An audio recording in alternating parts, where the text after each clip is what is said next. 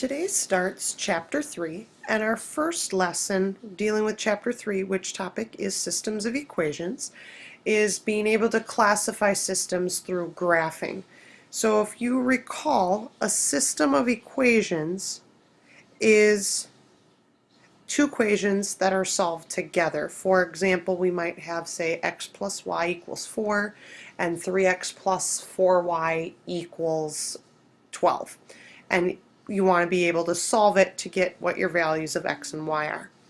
Now, when we talk about a system of equations, our systems of equations will either be consistent, which means that the system has a solution, or inconsistent, which means that there is no solution. Those lines are parallel. They will never touch, they will never intersect.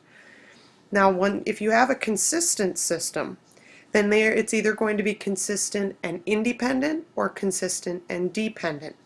Consistent and independent means that there is exactly one solution. Those lines intersect and the solution is that point of intersection.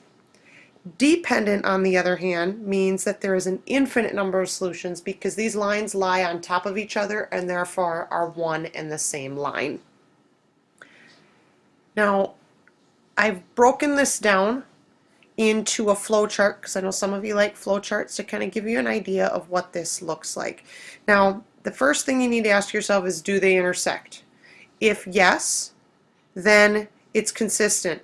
And then you need to ask, does it intersect once? If yes, then it's independent.